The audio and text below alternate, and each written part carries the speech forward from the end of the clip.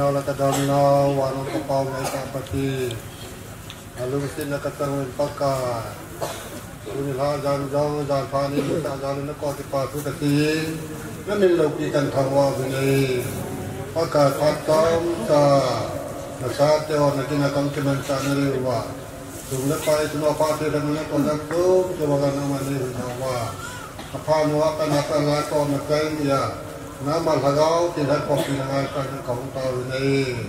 ป้าเห็นโตเรียนเตยีดูที่เตลักตีนว่าเตลักสิ่งเตยีในทั่วของที่มันจะได้หัวเลือเก็บอาการน้ำมันละก้าวก็เป็นมินมาตุรินเดียเลี้ยงมันจะเจาะอะไรที่ป้าจะทำว่าตัวตัวป้าเจ้าเลือที่นักนานบอกมาตะโกนมาป้าการหัดเลือเยซูมินิสักยาวิปัจจุบันมาวกนาบุนีพาโจเซลหันดอนักตาวนัยในปีตาวินมาจุนากิปาทูเซวินตัวนี้ถ้ามีเหตุผลเพศนลายจินมีฮีกิมันจังสูเจนว่าบุญนลายจงเล็กกิโลเมตรผ่านเล่อาร์เซลฮันบานบานินสุตุนตีนมีปีเดียวโจเซนิลฮาพาปะกายพายเกยดิ้งหน้าปะกายพายเกยดิ้งป้าเมย์ประกายพันนาซาลาตุนิลาไอกบังพาดมันตั้งแต่หมู่ของเทวฮิจินป้าปฏิทังว่าวินทุกช่วงคอนเฟรนซ์ไอฮี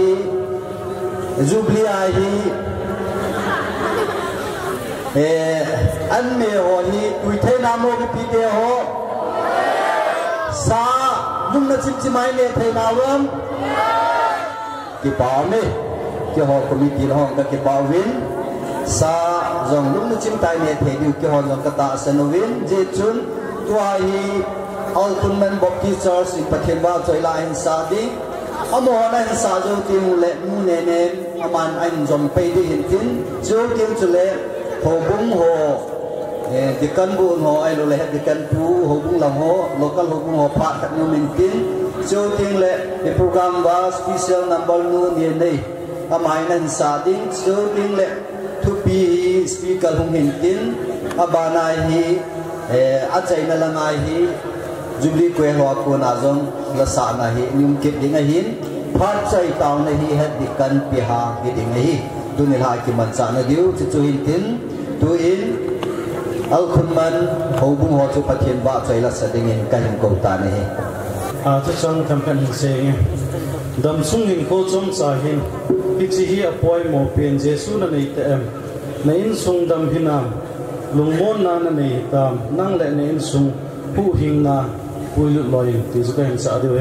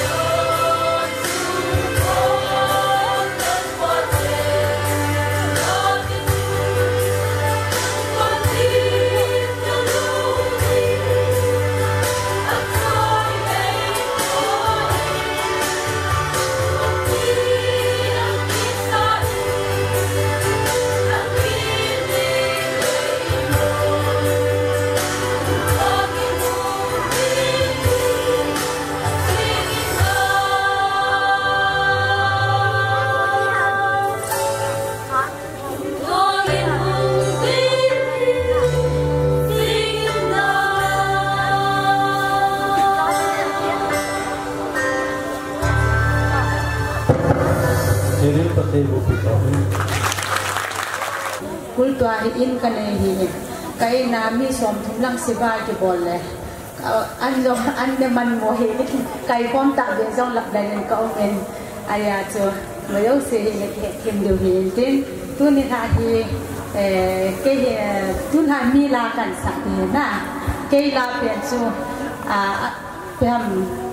aphat a chang to chu kin le lui ka sa thei tan tin le la tha long ka sa nong thau da lai tin ai sia chu Mary vai phe na sa na la thu hin ai hamun ji ti la ko patin lo pi dinga kan sa de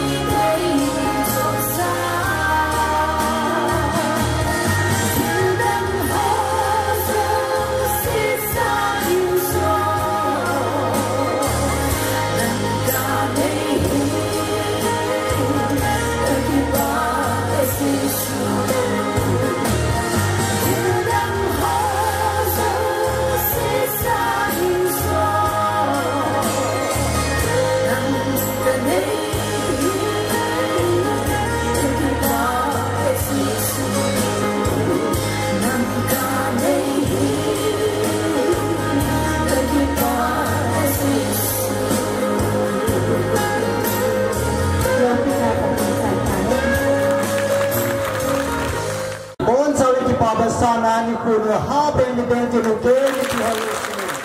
ki pa me je ni ta thin ga choi la ngai tai sa piu lu ne nem ama hi ki se jong ani simin choi an nge ti volum tu chan anin sim do in chu chan pu ti ven no ma ai nu jang hu choi an ko tes ki ti hi tu chuna di question ho zo se hi choi an ko tes te in ei pu do pi wa hi ti jang chu tu ni na vel ni sei do win chu le ama hi tu jang hi hi ho sa te in no ya ko ama in hi ya chu tu jang hi ti jang hi tu nya am ki ko man jang he ti wa kan sei do be hin tin Allah zong anazin awa zong achul nai po in aveli ki pa thu sevin twa hi hobung ho pha local hobung ho pha ngi ding a hi in mo hon ki gong vin tin hobung hon pha ni la zo ting le special number hi nu ni nei e ku tu nu ti ho khana ku na zong wa chai la ngai ta khat ni ngai ki tu hin tin tu in hobung ho pha mun lu ding kan ko ta neiที่ป่านี้ตัวนี้น่าจำแบบพระไก่หมูนุ่มจนกูมิจิโฮยุบลีกูมิจิโฮก็จนที่ป่าทูจำจากกระสิงที่จนอามาสตีนินยุบลีกูมิจิโฮลุงซิดแต่งจำจากที่จะงานหงดิ่งดอกอย่างนั้นพระตัดสดและมีตัดมันบุญพระสดตัดมันนูดิ่งเหพายที่จนบุญอดเกณฑ์ฮอนที่ป่าเพื่อให้กสิงนุ่มเป็นยีงาคูมีจีโร่ดึงอย่างมันจีจนกิมาโบดเห็นกติหีจนตุนิลาอีบอดึงกติหินผมมิติฮอลุงสิกันพิลังะอเมริกาสีหุ่นดึงดอกเราจนปานเดผมพุ่งนี่จึงคุยลังเอาเงินลังArsenal Pathang Mangching Kogu Hotel Manager Budget Pathang Minto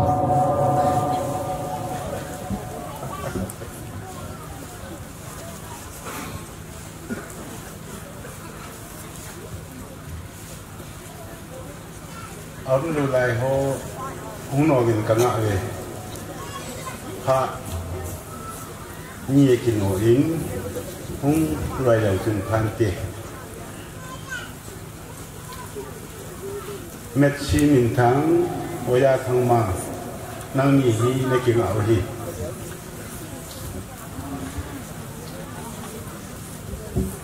ni nga to go mai sang ka tho sa du ta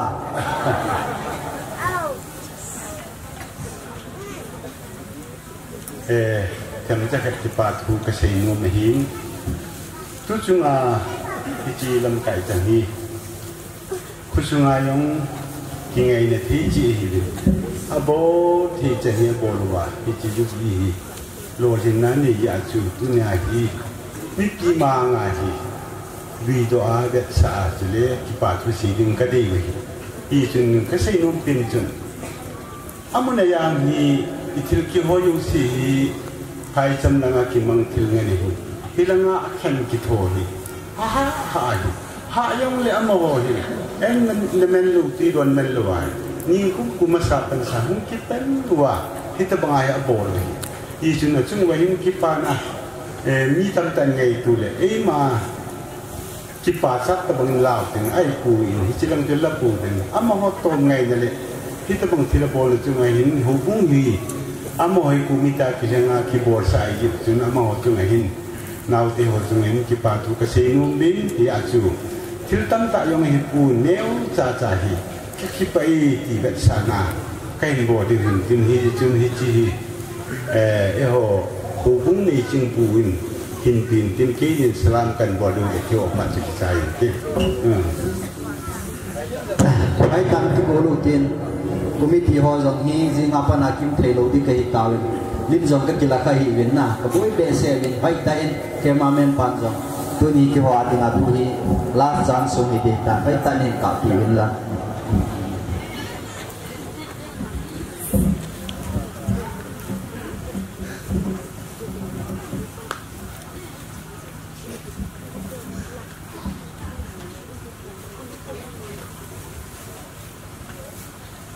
Amin. tikan pu lung len ta nong ta se the ke ho ni ko hin ki phalam he jing zong le ki pau men ni pi ting ti ho gyal na hin tin nu ni nei ama hong ki go min tin tu chung jubli mo so na dingai en se bang ka zo chali pan kalawin chiwa hi thang che he ka se nom chu in khat hin a hom pinin dan ka sa na ka tu win wo cha gup ta bang hi ki pi nei in kusuna hin in gubin awain sa na chu in khat na hi ha so pin tian jam ka tu wa hi akal wala hi an chang tin som jam ka tu win adangi hele ipiham ki pi na zala chom chom chu ka bolo hin tu chu men pathin lung se ni kul tu ti lo hi siki chang so lo bai ta bang jubli hi ka pu hi ti lo hi hang su mi ti ho hi na pathini mu su sau ta ke na e hon jom e het thei na ti wa chom cha kan se to hi e tuin nu ni ne ama jong hi ki ho ku sung nu de nu tha kan na hin ta sa thin ta ki se jong ni se ma hi in chule tu suna jang hai phun do pa lum nin hang loi nu hi ama ni more police atu to lecture hi han hi in ka kina pi tao ka mun pi tao hi in jing khwa hi so ta Christmas masana pa na han pha na hi school la na hello thelo kin om pha na ma ni chi ta din hi pha na zo program ong sum ki ma hi ti so phat kan sei be turin ha kanu na zo line sa in chan ke ni hi ki ho tu lo be a ka lai sa man hi ta khat ni ne dan hin ka sa no man hi tuin ha ai ke jong bathen ba chai na dinga hi ke mala hi no ba Mary pai phai na sa ve nang la ke lungel ti la kai sa ale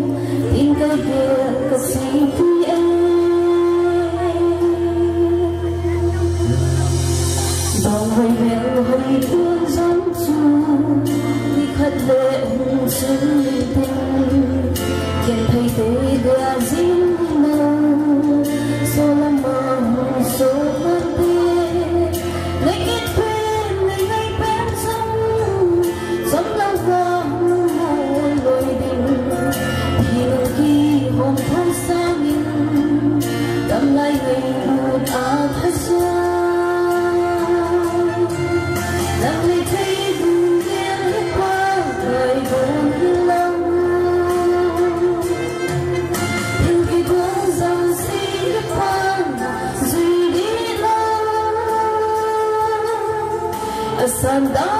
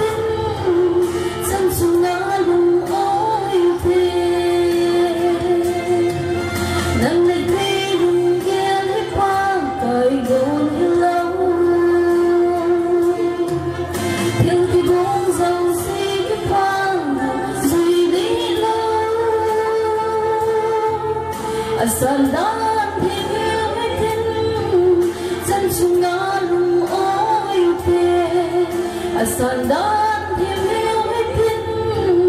chân sungalu oite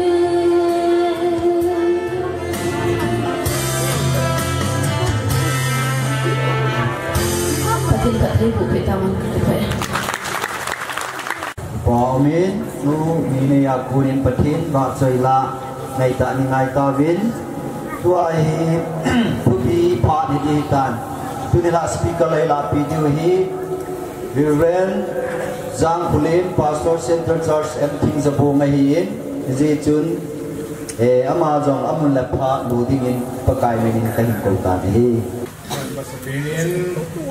patin hin kadani sining kating patin thangwa na kaw na imang kati Leviticus bungsom ni lani chang som lani Leviticus bungsom ni lani chang som lani Zubli kum hi kiti hi kum thing ahin nang ho dinga athing a hije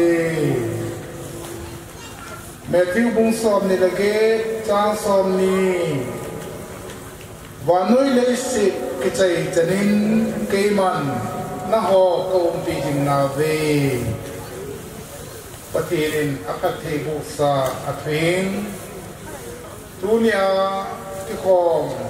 ho bung ni te ho zo sa ding Atha bên phát thể ego bị kịch tàu han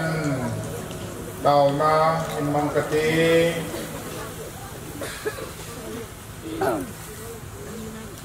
ngày luôn là sang pe na achate ei ngai lu va alung sen na ei pui hoi jung je mo va nitin le phat kina ta sala langawa ngai chat kani ho hasam lohela ei pijinguwa kultu khole ho bung kum som sagi langa changia hinga pui jing zenga tuni ni khwa hi kum thing jubli kum nikolo pi ta kamu to kanana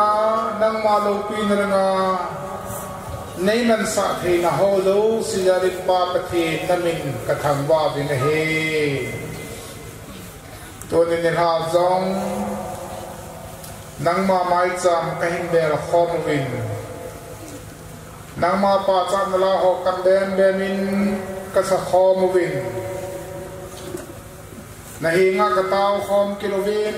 tuang na tua chan nei khom thei dinga phat thei na le bang bu na nei chan na ho zare na min ka tham wa e pakai ka so pi ho zo sela na sam pe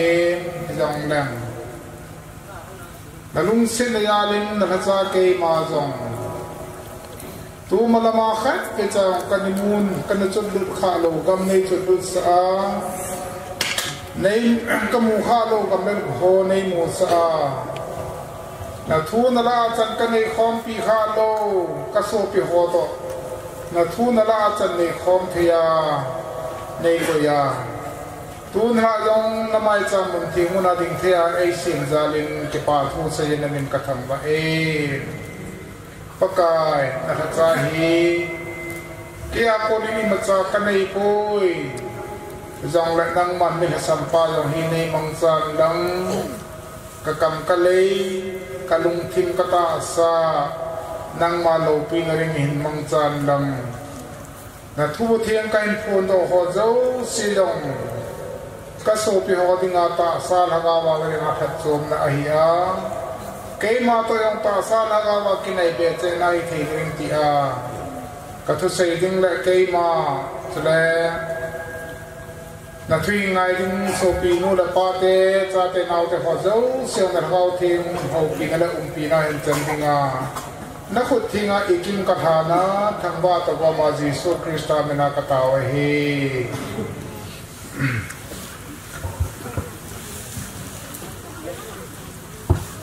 pa ti pa ta e piu pathi thangwa na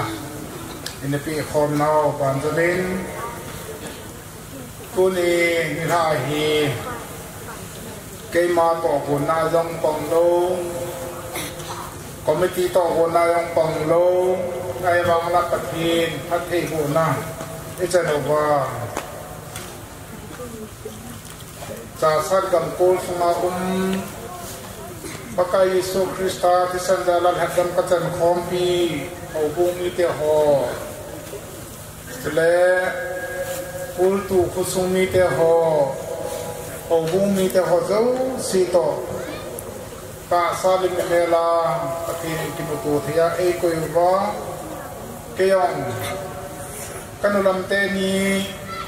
chan bola pona pathinin chan khat chang dinga ei koi na ho zalin pathin kathang wa in mi pi ho zo siong kangai lut nau kum tha chi dei kai bo lo bit a he pan sa in elza kema ki po na ka ne ka ting kamin hi reverend jang hulen ho kip ka hi in ka chen na ka po hi sinam ho bung more langa che yo sin ka phusung na tal pa ni hin sinam ko la ho chen ka hi e te cho hi in ko hin tu chang ko KBC ka bi na bol gi sunga KBC Central Church everything the bong kum sung la ho bunga ka tong in chen yang ka chen in a hi te cho ai in abi ni na ka sei no ma chun kultu mulai lukiti hi kanel la pa kan kana zingin ai na hoi lang mai hin chu ke pu in kage la chun kultu kiti hu hi mul chin hin tin anoi hi kol phai yang hai ta te ka ti hi ala kong le ka ngai tu na chu hi hi be in ti ka chu hi in yang la kultu mulai lukiti hi achi sa kum 1991-92 lama pen hin amin hi ka ha zain ka ha sei lo kadin itinga achi kul tu molai lo kiti hi kana sei jak ja hom ti teng chule achi kul tu kusunga chanu ni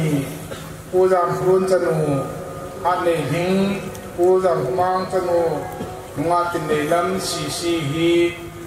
ke ho sinam kwa hong king nei jiang nei bin hai da e cha kun chun sinam la kul tu chu no pa tu cha hi na in ani kyo min e chu ai in adi de in si hi elanga he amin ta sang chun si ni ha he jo bin ke denga kanal pa to ke che lai je chun si ya hin kul tu hi kanu pate o chu hong ikit ta in chaban in tu in keima in nei ki kaloi lu do hi tel sing in sung langa tol pheite ong hi nai le ke ong chalai mun hi kanau pa ji hin ke ji hin ye chun kul tu do hi kanu pate kho hi ti hin ka sei thei ta pathin ka thang wa na he chu ai em tun ra chan bo ka chan hi azwa ka se boin kanu lam te ni pu general secretary pa loi no jong chu ho chan ma hi in speaker pa pur ran kam boy in nei pi jong hi chanu khare hi le amani akona chan bo chang pa ke in nei pi jong hi chanu ma an hi ke ne ne ya chu amani jong do lam pa hin la ita bong chan bo ap tha nei in kyong chalai munai hi gam sumi te to hu mi the te to en ki mu kho ma chan nei khom na ka nei jan jong pathin ka tham wa en ka ki pa na pin chu ke du sia long hi pension ding kun ja ka hi ta en kum niam ha du ka dei ta en ai ti ai gambin nambol tu kapu wa ma ko di ta sari khu kan ho khal kha no hi e chu tu nai le ta sari khu kan ho khala tai kul tu ka hu nei hi e chun ita bonga kamu kha lom dam pathin ei mu sa ei chu lut sa ja le yang pathin ka thang wa e awum ta ro pur ran chung pau to kan ki lai khomin tu kan chi lai chun mol na ta ka chi am teng la lim pu te lai mu hi tu ma sanga le chi kha ta em ti ka chi kha bo lai tu ni na pha na pa sa pe nam te la hi nga ta wai ta ke di ta sa ji ni nei a ji chu in ku sunga kha pe cha ke chu na kha ro mun ka chu kha e chi mu kha ro til ka mu ya lai hi i mu sa pa pa tin thang ba ri ga he ti in sei pi ji zani kong long chun Fins corner di walam ka ho elaya tak sa fu amun kan phalu sa hi kol ka mu la patin ka thang wa a thing na ko patin thang wa na kai su nei te he e piam ma mun ke point ke hui ha ta la je chun hui len ko ka ti lim ke ka na mun ka ho men te chala ho lim kong ka au patin kai thang ba he te cho hi je chun ke ya ding a hi atha de ye lai ban sen nan kusumi te hukumi te gamsumi te yong la amai ta ba hi chan pha patin e chan khom sa nau hi ka ke pa he jing ya le patin ka thang wa na he to in KBC gambi number som sa ki pa sol pa ta pa min thang hi 2017 chun Bible azin line aina kan chi in tao na ka kamanin ni ko kating le pathin phasa le pakai le ngama dinga vai kun hot dinga hi kan ti chu tunin sa pa ba min thang mel ka muin pathin ka thang ba en tunin pakai le pi le ya vai kun khom thei kom ta dai le ama za ling pa pathin ka thang ba e sebanin kultu ho bunga secretary pa ta pa thang ho hi sabang phai a ko lai a chu ke man counseling kan bola ke ko abak tai san na changa hi kidin ite ho zo si ka ba da pathinin cha te naw te ho aleng ka ma dinga tong khom ding na vai khom dinga ei sim dok ti ja din pa pathin ka thang ba en amo zo si ja din chunga ke pa thu ka si na hi so in achai na in azo et ne yo chun yo ambis chairman pa to pa din to ka ke ho no ne la ama lo he ke dinga ka se pi sun ko no he ke din ka tu pa ha ka ki mu ro ke ta en ye jong pathin ka thang wa na he ti chu to ma kai to ma sei to in ithupiu ki to pi ding in asisa kuma gam sunga wanu ya thil so khat thusin kain sei do nomin 1982-85 sung hin Japan gama ling nasata ani ke odin mul pu ke anamin pat kwe an hol tono ki ti anomin ye chun hi mulung pu ke akon chun bona mai a kam asara sai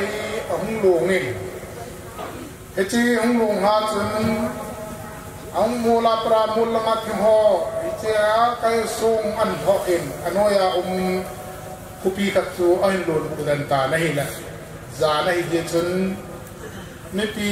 azamin azamna pona kalama ogena ki thon lai ta hin hechi pusunga pasol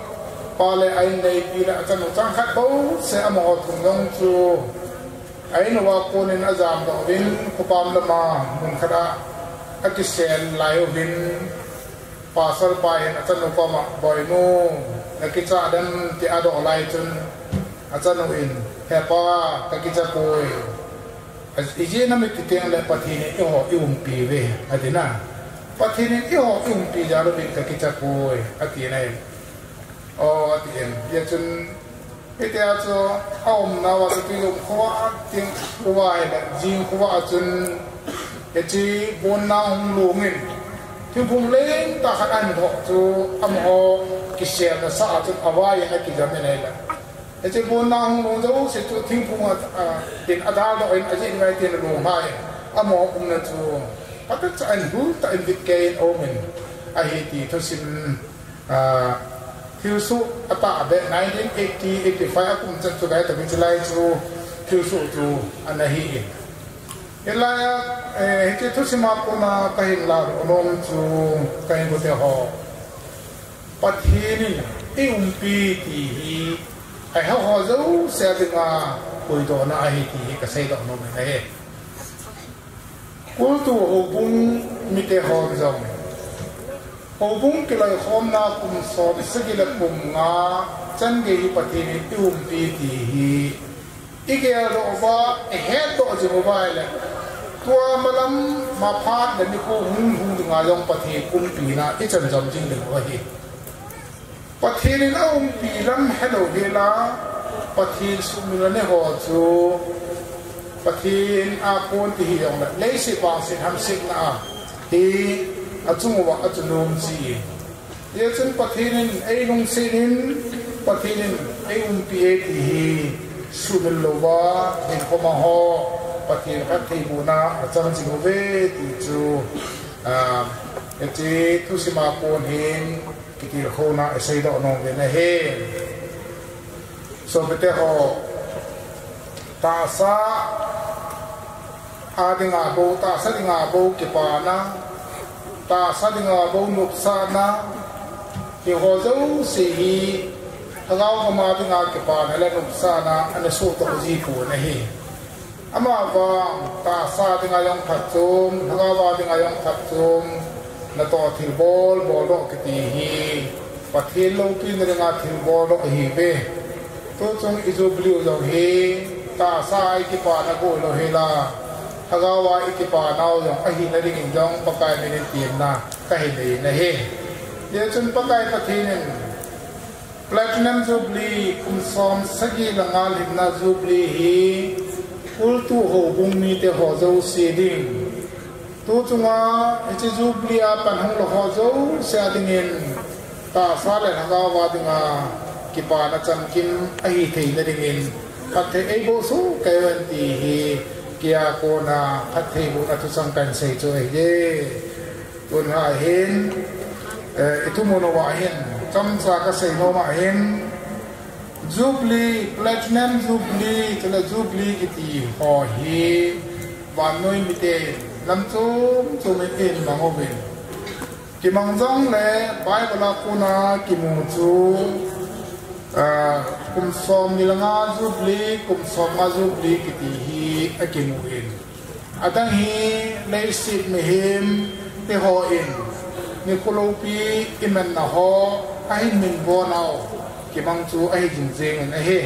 che chuan tin nang la tu nia hi chan nei khom di ngai point ni bo chan nei khom di kan sei do no me a khan ma chu he che jubilee hin e ho ko ma angai cha angai chu i pyam a thum chu i pyam jubilee ki bolin jubilee ma ho ko ma angai chat pin athum nom ju ipiham ti kan hi ai hi ani na chun jubilee mong ho ipia ko na on thona freedom chamnat na anei sa ding ham ti e ji thu te ne a hi chat nei divin pakai ne tiam na kai nei the bible symbol chun jubilee kum hi kum theng a hi no ho lo mat hin ding a hi ti chu isai pi ta be ai le isai ma bangin jubilee hi nanga ko na ala jubilee mo ho ko ma angai chat point ka chu ipiham ki teng la pakai pathinin chapa Jesu Christa zala nang ma le kai ma idan chon sit na thiring ta sa ei ngai da mo ba achapa Jesu Christa zala hu hin na i chan wa hi ji jong pathine thang ba bin he Jesu Christa zala pa pathin ngai dam chang i ve pathin thang ba han dunia jubilee mahozo si pakai Yesus Kristus adalah pa pathin ngai dam chang pathin ngai lu cha te hi ta ve ai le tu na jubilee mo ho zo sin pathin na cha pa Jesu Christa ngai dam I chan bo se ri imo sa ding hi ta bam ai boy so pite ho Christa jana ngai dam I chan wa le to ka Jesu Christa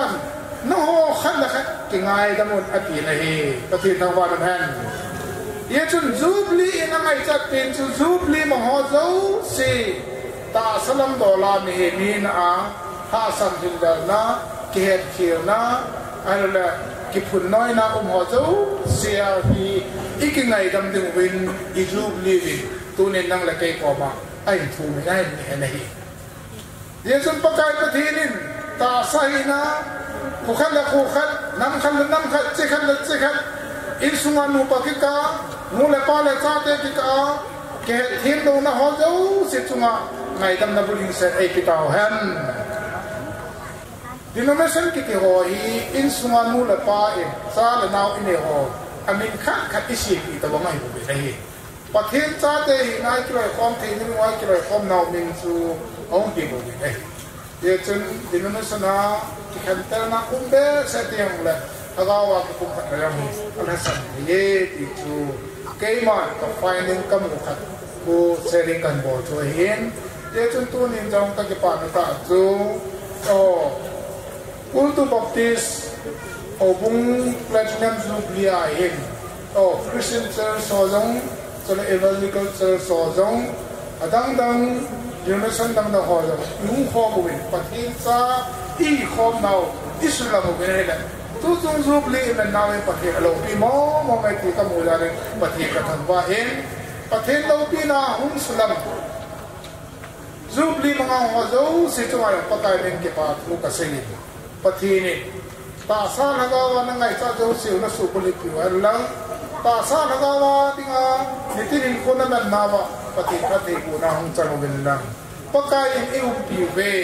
pakai nei klai khom pi ve I sumilawa nitin him ko iman jing di win pakai ni na kanayin pathin thu jubilee in nang apo na angai cha de piham kha jubilee in nang na on thon na kai ko thon na I le sa pi kwa cha nei kom nau apply chang I bon cha ba ding in pathin pathe ku ta han Hiren pu chang plina punin pathin thu ngai ta chamna ki ngai dam na thu ei hiluin e ho angai zo sha dingin pathin na ve ri pathe bu pi ta win tin tuai hi jubilee chairman puin phat khat ahin la ding e man ki bon na le nei in tin chizo tiang le lapi hi jubilee kwel ho lam kai na mi pin ding ai bo na di sa kom dio pha na chai na hi het di kan pe hangin ahin nei de hin tu ni in ki ngai dam na thu ahin sei na hin kalung thima ka gyal do ka gyal jing khat thil khat o min ka sei do no min pu thang khwe em hi 2017 jubilee naman kum ti tere ba 17 kum chun kum soma alhin na jubilee amangin tichini khu hin ama aku na gan the ha sat ji asum la pai bat ni la ho zo se ngai dam na ni nei jin mi dam tam ta wang ka he bui hin za bu nga pa pau sei te hi e bui na len ta ni nei ji bin sum la ni ani la chu angai dam min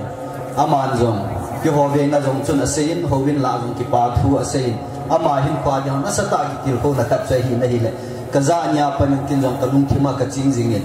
kin jong hi ta bang chun ki til ko nan ka nei jin ji chun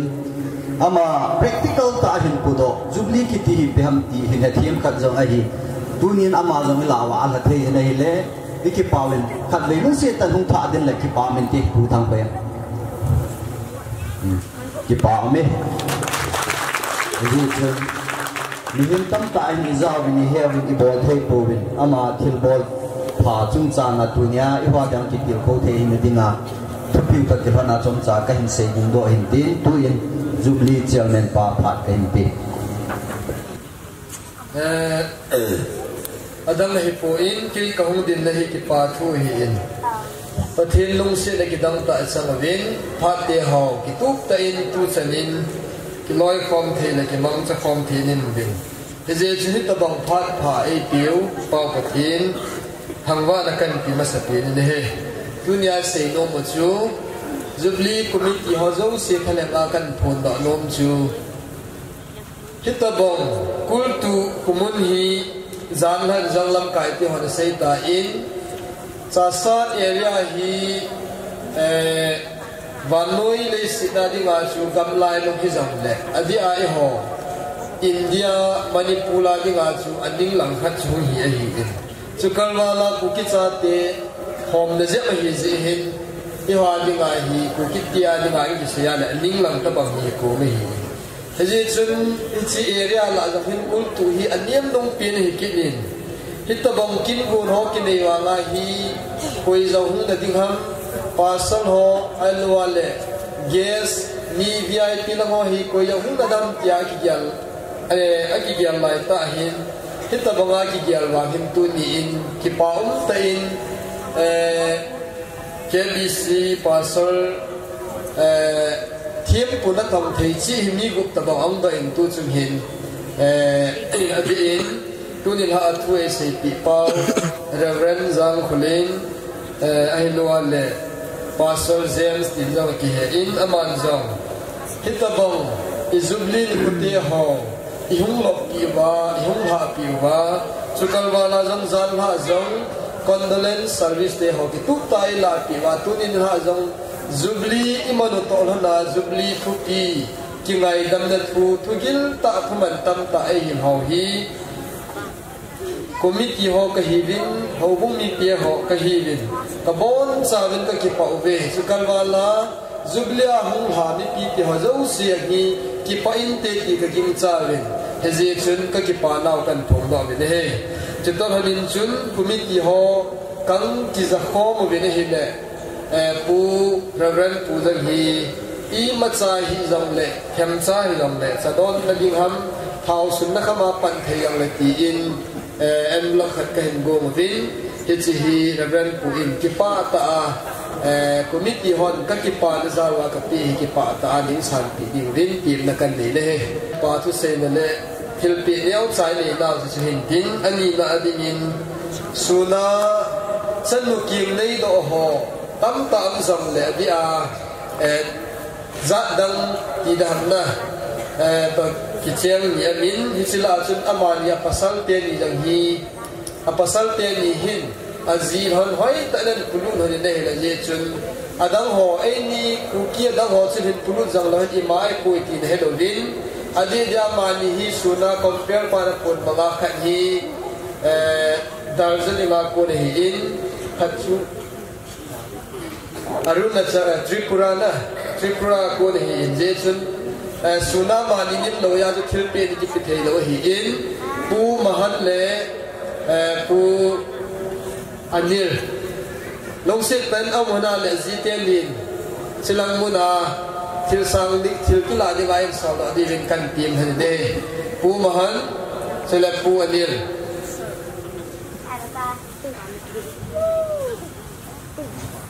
amani hi committee la khane kau pau hin anil hin sil tin tin ni min hin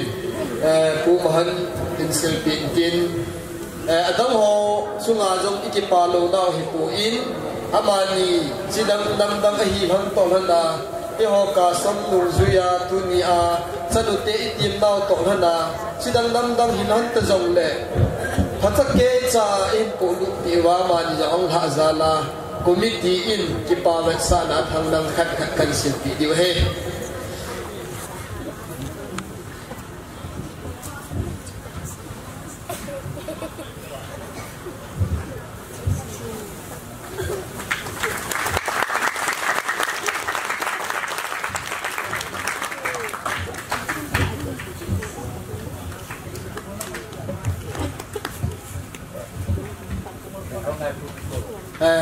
Umay ko chamsa uman hin thu chang hat chan ye se no mele kilomin je chen dang dang do ding kan ti min he amaho amki go jinglai win nipi te ho hinga het sanom suna kunei ti adinga sia kom na neu chu damka sang som le sang gut le zakko le som nga he hezi chun kunei te ngai gut baksa na offering 16,950 sia do thezi win kunei te ho ka ki pawin je bon savin kunei te ki pa dalin ku be na neu te ani na in honga honga ngai ani na in tunin la hi jubli lel khomum dinga hi iki hat saline azizu kunei te chi hol hi hapta khat na ka saw hi in asul lana ka saw hi nini le le ki man cha na len khom bol lo de pa ba in hezi sun len khom hi mun dang danga banga lang thang de ga thang de du hi lo ding Zubli len ko mahi tona na ki tu ta bowling in ikiti mo win tunin ha len ko min lam kai hi gambi kwen ho hin tin kondak pizakai mon alam di hanang piding la mon ani ki sim to di hin tin chule langa zam ta pathian na cha ho hi in hau so hi in ho bu lam ka ho ibon sawai pan so ke ju he chule tun ha hi nunga golamo le le lam lo ding lupi le papi wala dunga golongo tu su zubla la mi ke te diwe azizu dunga golongo hin amo le le lam thi lam thiem da ne ki ya ta win ya chu la khana dunga golongo lam le ba na lupi papi wa lam ding hijiwa zat su tu su na speaker pa le gambe parcel pu le gambe parcel pu golongo hin speaker pu hi papi hin amanin zat san bo hne Asian lang tu in pu mon le pu ani hin pu chang hat chang ne se nom dhani amanin in se ban la phante सबसे पहले मेरे सभी गांववासी हो और हमारे pastor chairman जितना वीआईपी है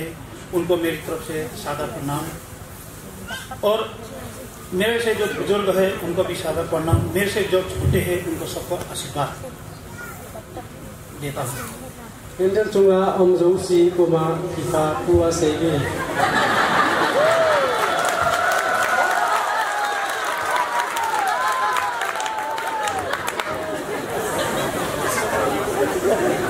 आज आप लोग के बीच में आके मेरे को आगे आके आप लोगों के सामने बात करने के लिए मेरे को बहुत अच्छा मौका मिला है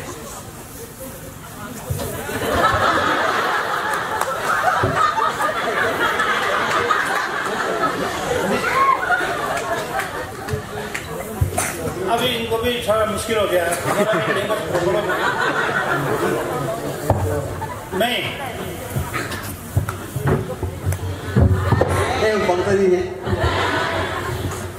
आज आप लोगों के बीच में मेरे को बुला के इतना रेस्पेक्ट यानी सम्मान किया मैं आप सभी का आभारी हूँ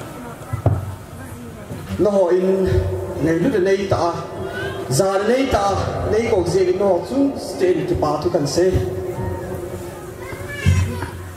मैं भी ये 75 साल यूनिवर्सिटी के लिए मेरे को बुलाया मैं भी दार्जिलिंग से यहाँ आया हूँ क्योंकि मैं इस बस्ती की लड़की से शादी किया था तो मैं बहुत लकी हूँ कि मेरे को भी 75 साल ग्रह को मेरे पर अटेंड करने मिला cái hi Darjeeling cái hi in hi zong le hi chlai kul to zinei thi tinga mo in nei pi pi te na in nei pi ta kamu thei zen zong ki ba thu ka se ke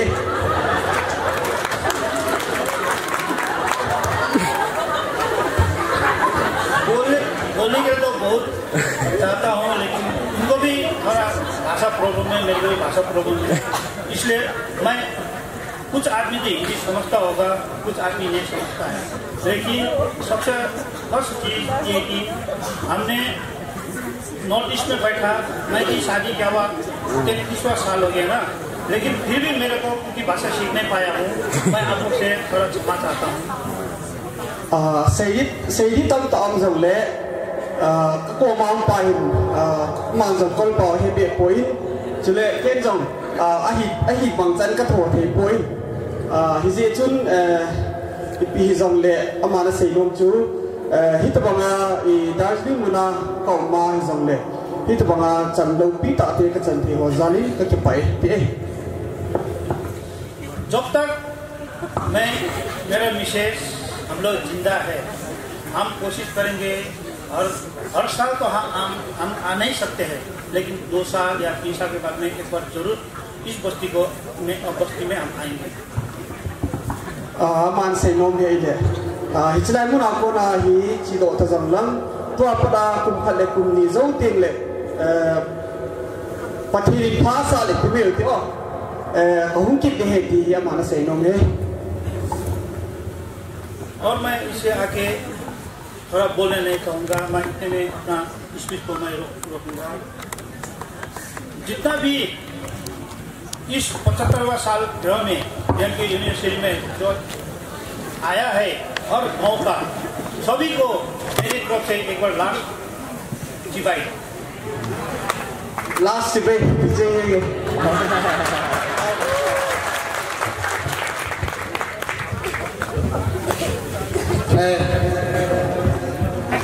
क्यों फाद संजय दिन की पापी नाल को देने होते जुबली लपी Fahd China इसा दिमो अचाइना ताव नहीं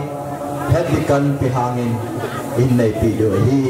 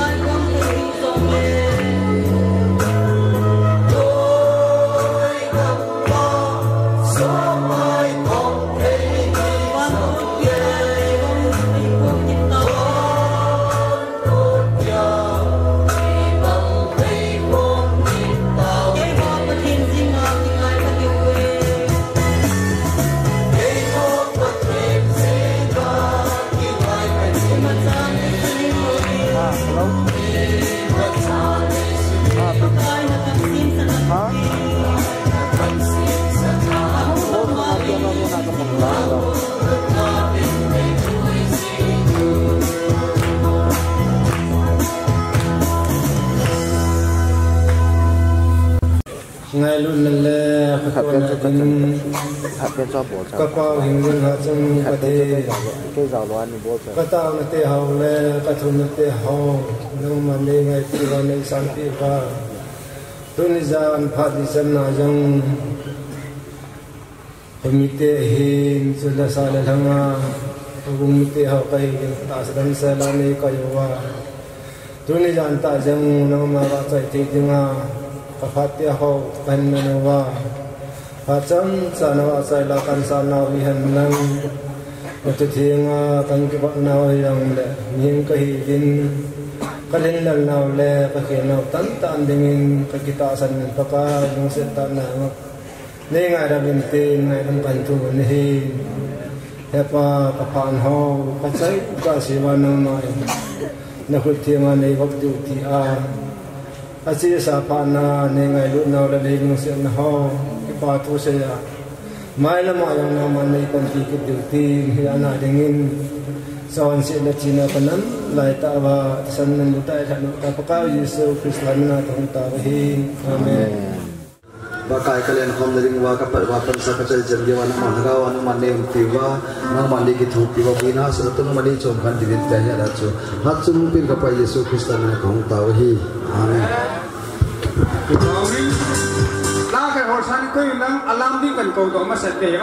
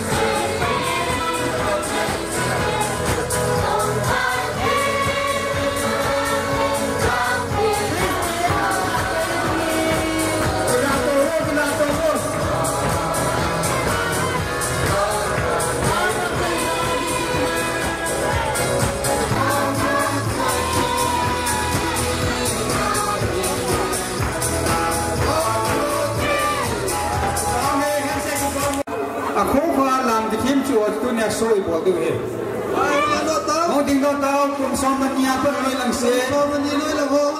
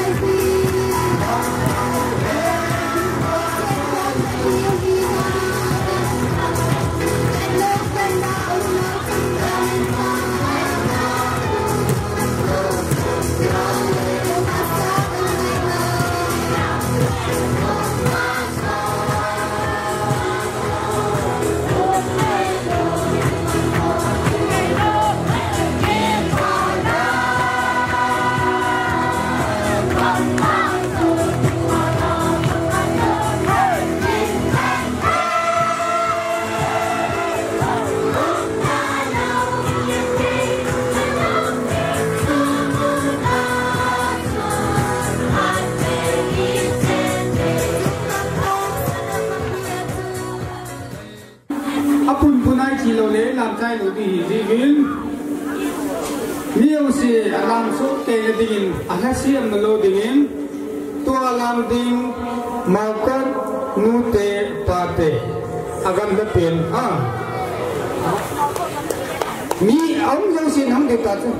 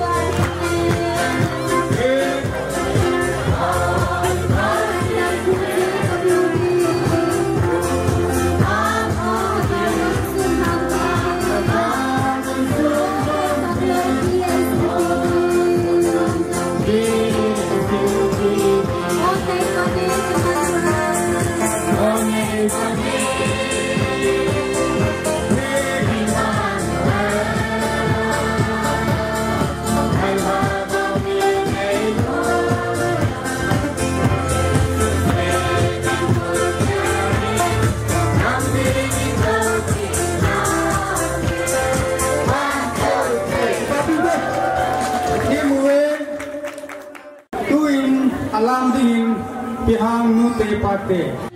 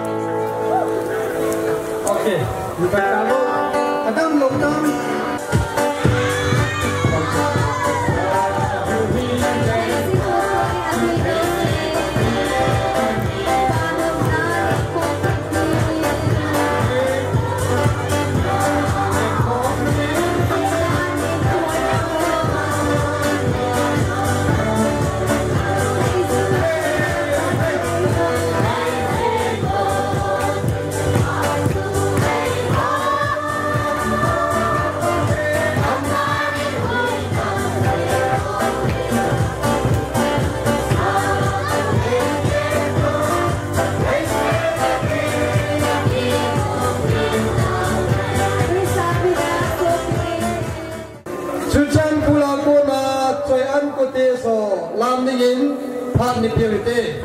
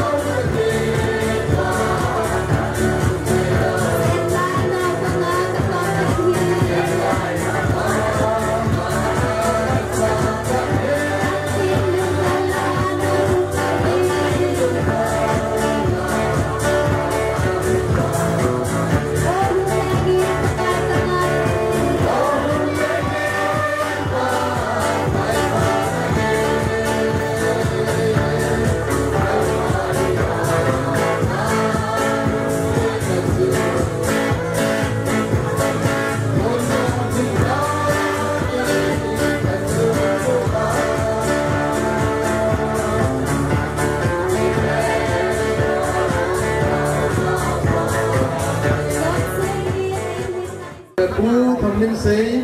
pau kan ho sa pulung se tan la ho ding pe pe la sun phan te awanin pu kam boy lan sa ho sa pu mang sa la kan ho sa pu chule ikes ye general secretary pu yum loham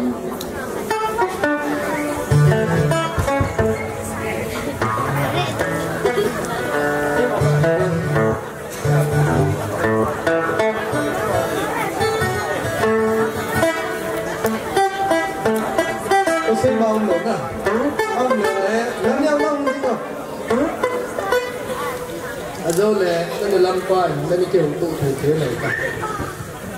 rồi thì thiên tỷ các căn này nôn đi để chỉ mình năng thiếu này có biết gì là mình thiên tỷ này tin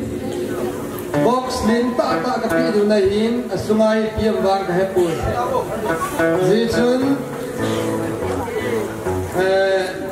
cô khán giả hậu sự chi ai lo lại ham sula hậu sự chi này hiểu cho nên là tôi chung giúp li những ốp thì nào thì phá vật sa này gì các bọn này hiểu các dù đây lệ ai lo lại thiếu nên lệ thì nên gì này hiểu ai hiểu là cái cuối bàn ai mà mi phải gol phải hạt lệ cái gol là ai phải cái hàng cái gì vậy đó là cái gì gol hi cái này thì tham gia cái gì đến lòng lệ riêng là thay cái khăn tiếng mà lệ cái việc điều ní bệ lụt đấy thế chứ chuyện hi chi và nó tôm ho adi hin nó hoàn rằng nó ngày nó cái ngày tổ và phá nó sạc cắm một hi nó hoàn rằng gift nên lệ bỏ điều thì cái gì nôm này về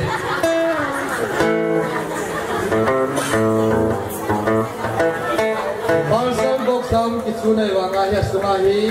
bỏ ra kia mà hiến áp dụng chi đến căn hẳn nói anh ấy xuân bỏ ra kia mi ấy họ cầm ở kia ukul cầm ai mặn tâm hiến anh ấy xuân làm cái kia hòn anh ấy kia đâu vinh lăng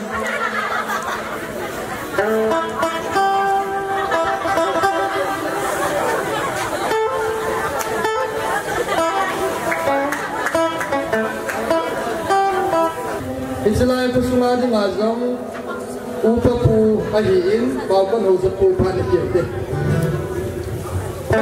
Ele kansung miti hozo si tu di la lai munang di forma lesi.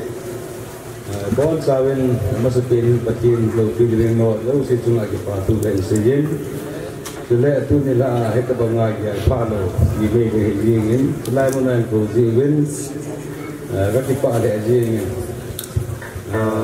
Eman jadi kunung kultu udah anu bawa kusumi teringin, eci kepatil pi nau tu juga ni dalam kasang kami pi kati.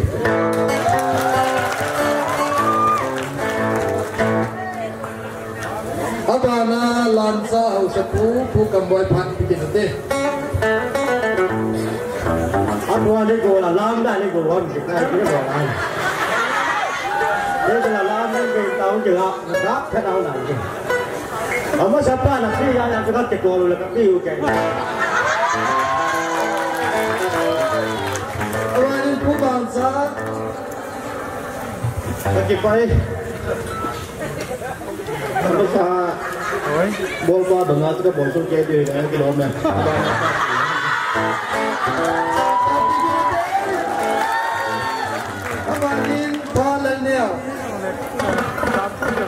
Di pamit, di kenyal tu bukan inoi pakai dan bisa jadi tu.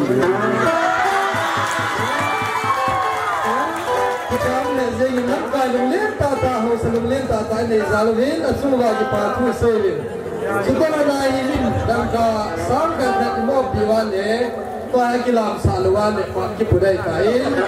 Tuan hujung do hongsan ni le, kami kuat nunggak li hujung do go.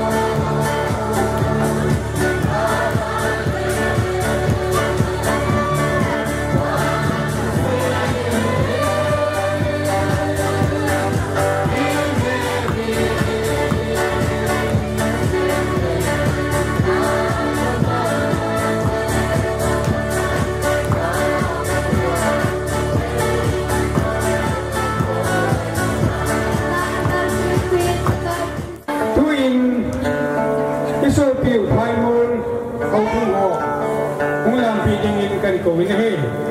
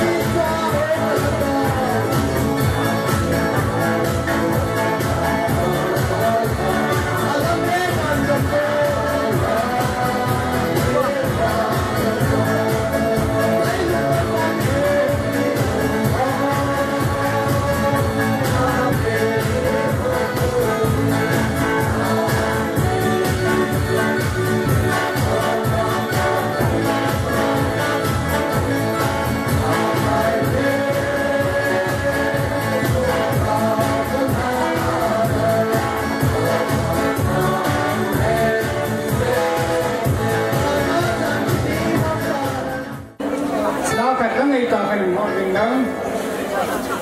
ta sang nung ngọc của lòng họ cũng đòi ta vô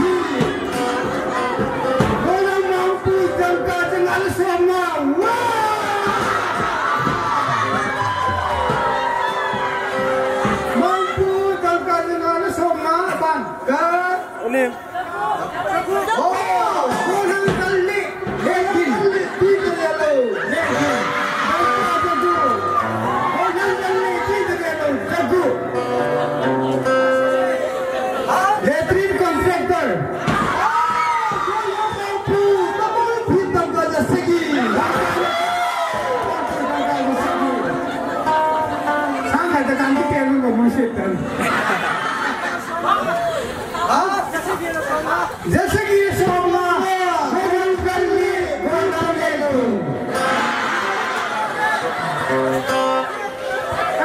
mampu wah gola mampu saja katwe adam lam amin lihat ini beri tam hang semahi itu tam putih ho nu yang pi ho tu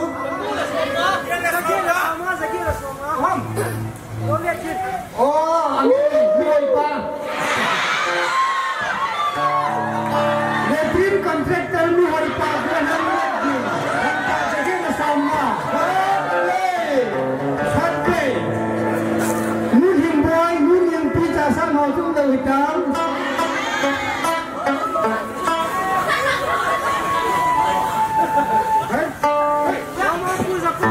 Mampu jago.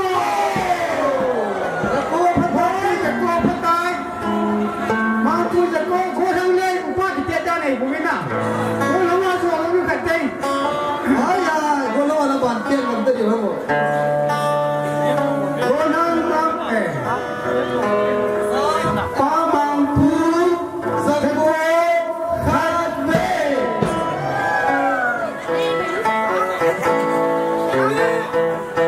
Sangat itu yakin. Ujo.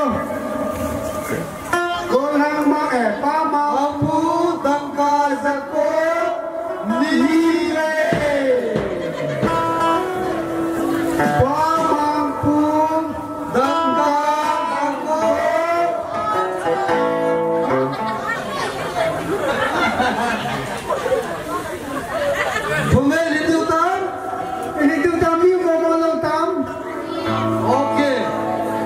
Lain lah.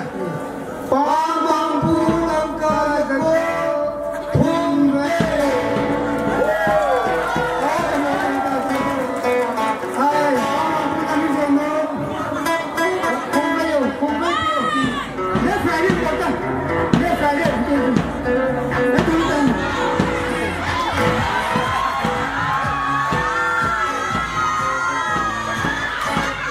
Kami yang kita sana.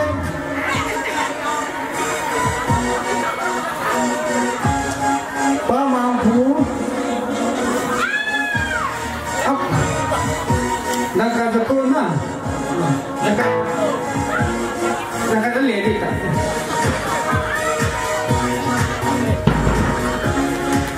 Paano? Tipo.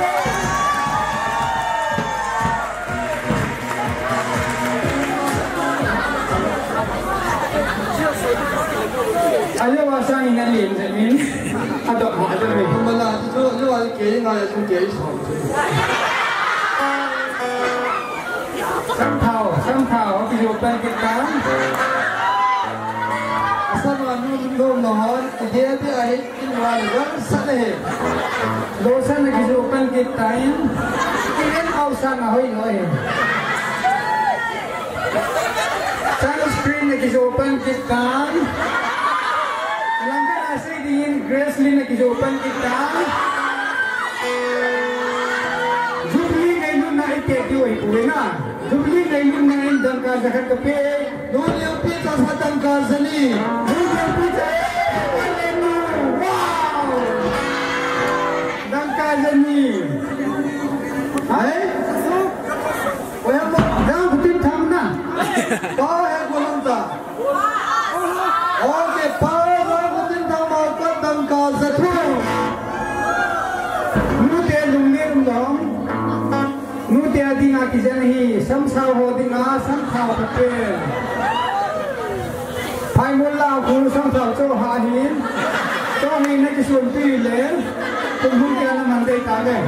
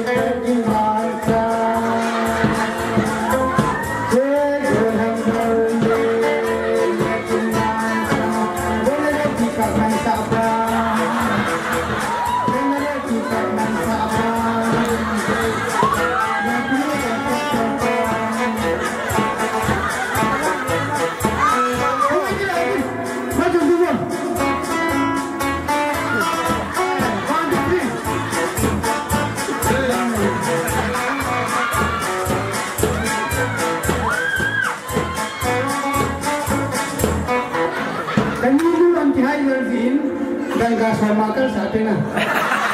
Saya dengarkan ini. Gangga segera somaka. Sangkat.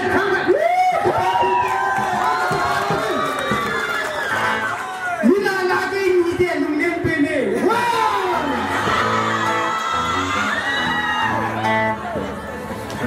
Dim kaki mengerang, di bawah tepi.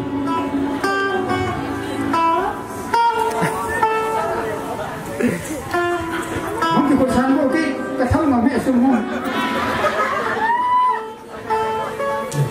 Dim kamu tu. Tongkat. Salah ni lah. Saya kungai semua tuan bahu puhi hubung adina sekajini kumsotan tohin lai hubung adina segi gidwalan tohin chun jipatin tahin jong le tu sungai ni zubli ni jong selim lai man lamkai yong le mi thi thiang ni thi du din kola khatna apa yang nge chu kim jong ka nom ke in in sa do pirin hi wa chun hi amaram sa yo tin le ko phum pha thong sai de le liu ji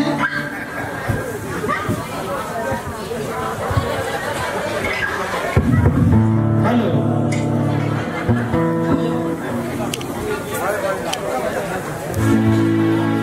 Allah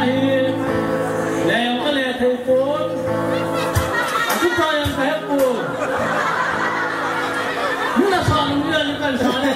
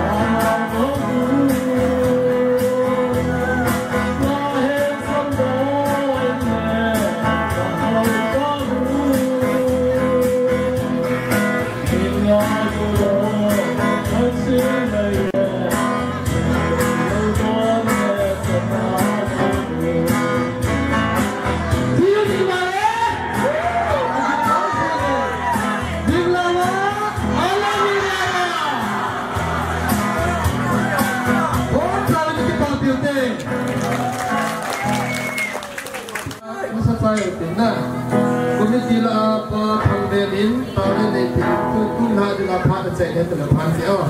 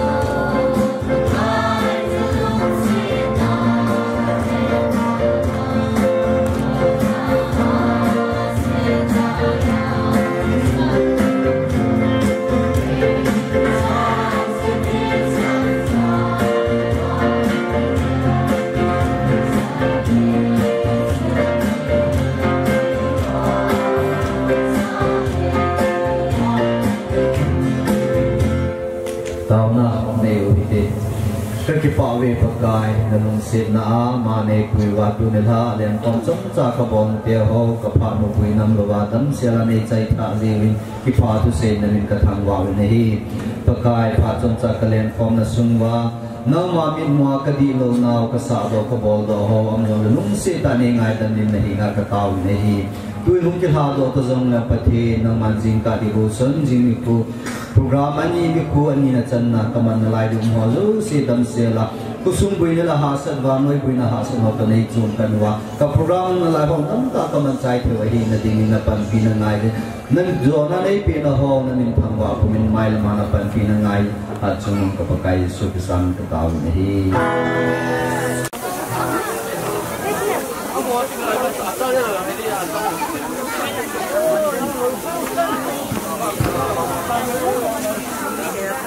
Min dalle tana